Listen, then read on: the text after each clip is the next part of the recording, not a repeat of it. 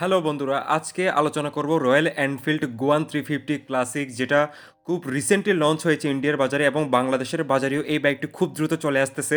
এটার স্পেশাল যে ফিচারগুলো রয়েছে সকল কিছুই নিয়ে আজকে আলোচনা করব। এটার বেসিক যে ফিচারটা আসলে আপনারা ফার্স্ট লুকে যেটা দেখতে পাবেন, এটাতে অনেক হাই হ্যান্ডেল ইউজ করা হয়েছে, যেটা রাইডিংয়ের ক্ষেত্রে অনেক বেশি কমফোর্টেবল একটা ফিল পাবেন এবং অনেক বেশি ক্রুজিং কমফোর্ট আপনারা এই বাইকটি থেকে পেয়ে যাচ্ছেন।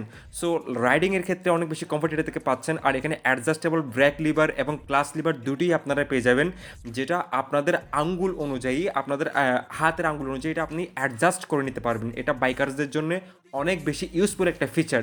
তাছাড়া এখানে আপনারা এলইডি সেট আপে ব্লিঙ্কার্স পেয়ে যাবেন।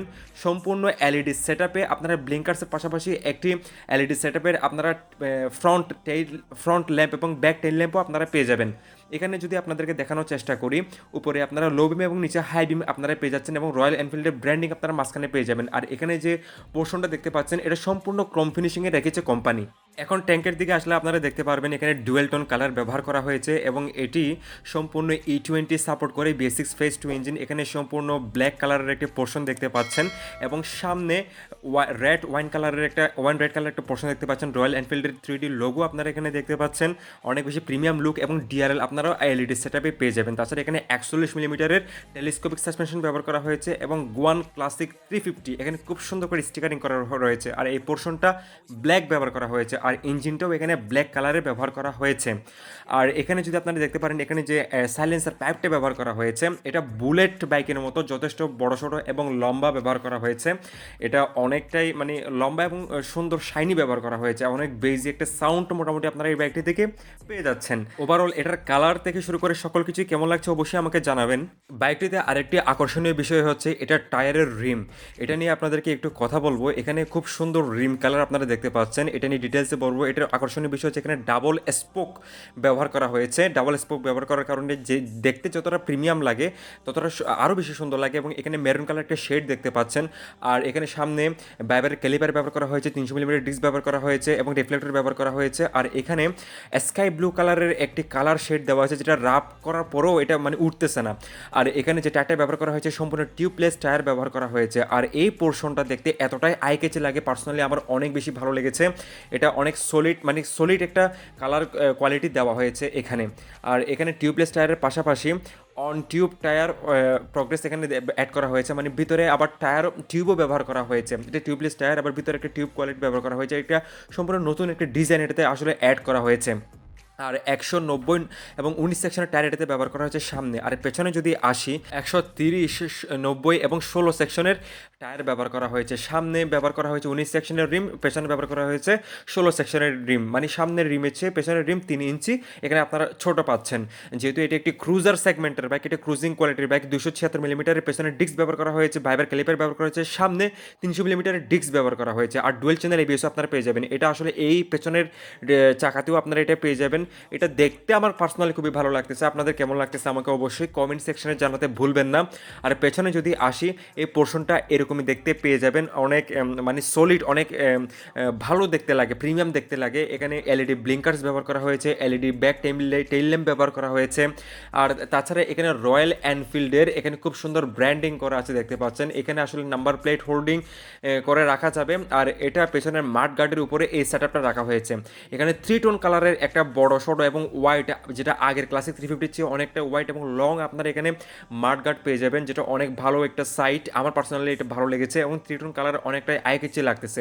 আর এখানে যথেষ্ট গ্যাপ রাখা হয়েছে, এটা ট্রাভেলে যাতে কোনো ধরনের প্রবলেম না হয়। ডুয়েল শর্ক অ্যাবজর্বার এটাতে ব্যবহার করা হয়েছে। আর এখানে যদি বলি, এটা এই স্পেসটা রাখার কারণে এটা ট্রাভেলটা খুব সুন্দর আপনারা পাবেন। আর এখানে স্পেসের কথা যদি বলি, আসলে এখানে খুব একটা বেশি স্পেস রাখা হয় নাই, যেটা চাকার থেকে এতটা বেশি স্পেস রাখা হয় নাই, কিন্তু এটার ট্রাভেলের ক্ষেত্রে কোনো ধরনের প্রবলেম কিন্তু আপনাদের ফেস করতে হবে না। আর গোয়ান ক্লাসিক 350 এখানে ব্র্যান্ড করা আছে। আর সিট কোয়ালিটির কথা কি বলবো, খুবই প্রিমিয়াম লেভেলের সিট কোয়ালিটি এখানে ব্যবহার করা হয়েছে। গোয়ান ক্লাসিক 350 এখানে ব্র্যান্ডিং করা আছে এবং সিটের কোশন যথেষ্ট ভালো করা হয়েছে। এটা 5 ফুট হাইটের রাইডারও খুব কমফোর্টেবলি রাইড করতে পারবে, যেহেতু একটা ন্যারো সিট ব্যবহার করা হয়েছে এবং সিটের কুশনিং যথেষ্ট ভালো দেওয়া হয়েছে, যথেষ্ট প্রিমিয়াম দেওয়া হয়েছে। পার্সোনালি আমার সিটের কুশনিং দেখে আমি খুবই অভিভূত, এটা খুবই ভালো লেগেছে, আমার সিটের কুশনিংটি যথেষ্ট ভালো লেগেছে। এখন যদি বলি এখানে USB charging port type C ব্যবহার করা হয়েছে, যেটা অ্যাপল থেকে শুরু করে আপনারা অ্যান্ড্রয়েড সকল কিছু চার্জ দিতে পারবেন। এটা বাইকার্সের জন্য অনেক ভালো একটা ফেসিলিটি বলে আমি মনে করি। ইনস্ট্রুমেন্ট ক্লাস্টারের কথা যদি বলি, এখানে সেমি ডিজিটাল ইনস্ট্রুমেন্ট ক্লাস্টার ব্যবহার করা হয়েছে, যেটা আসলে একটা ভিন্টেজ একটা ফিল আপনারা পাবেন। এখানে গিয়ার পজিশন ইন্ডিকেটর আপনারা পেয়ে যাবেন। আমি আপনাদেরকে গিয়ার পজিশন ইন্ডিকেটর কাজ করে কিনা সেটা আপনাদেরকে দেখাবো। এখন 2 নাম্বার গিয়ারে আছে বাইকটি, এখানে দেখতে পাচ্ছেন খুব সুন্দর করে gear position indicator show up করতেছে এবং ফুয়েল গোজ আপনারা এখানে উপরে পেয়ে যাবেন এবং কিলোমিটার আপনারা এখানে পেয়ে যাবেন। আর এখানে জিপিএস নেভিগেশন সিস্টেম এখানে একসাথে পেয়ে যাবেন, যেটা আপনি আবার পুরাতন ক্লাসিক 350 অ্যাড করতে পারবেন। 5 থেকে 7,000 টাকা এক্সট্রা পে করার পরে এটা আপনি মডিফিকেশন করতে পারবেন। উপরে আরপিএম মিটার রয়েছে এবং এই বাইকটির টপ স্পিড 120 কিলোমিটার পার আওয়ারে এবং মাইলেজ আপনারা 35 থেকে 38 পাবেন হাইওয়েতে এবং 28 থেকে 32 পাবেন এটা সিটিতে। তাছাড়া এখানে রয়েছে পাসিং লাইট, আপার ডিপার রয়েছে, পাসিং লাইট রয়েছে, আপার ডিপার রয়েছে, হর্ন রয়েছে, এটা সকল কিছু আপনারা এখানে পেয়ে যাবেন। আর রয়্যাল এনফিল্ডের ব্যাজিং আপনারা এখানে পেয়ে যাবেন। এটা আসলে রয়্যাল এনফিল্ড তাদের এই ব্র্যান্ডটা প্রায় সব জায়গায় সেট আপ করার চেষ্টা করে, যেটা আসলে হিরো ব্র্যান্ডও করে থাকে।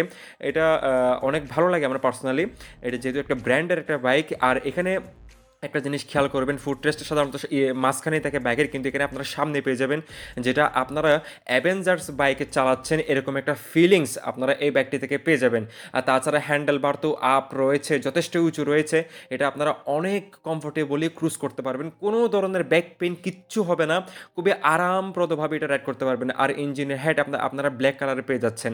আর ক্র্যাশ গার্ড আপনারা সলিড পজিশনে পেয়ে যাবেন, সলিড ব্ল্যাক কালারে পেয়ে যাবেন, এটা আপনার বাইককে রক্ষা করবে। আর এখানে এই পোর্শনগুলো ওগুলো আপনার মেটাল ব্যবহার করা হয়েছে, কোনো ধরনের প্লাস্টিক আসলে এখানে ব্যবহার করা হয়নি। 170 মিলিমিটার গ্রাউন্ড ক্লিয়ারেন্স এখানে ব্যবহার করা হয়েছে। ইঞ্জিনের কথা যদি বলি, এখানে 349 সিসির একটি J1 সিরিজের ইঞ্জিন ব্যবহার করা হয়েছে।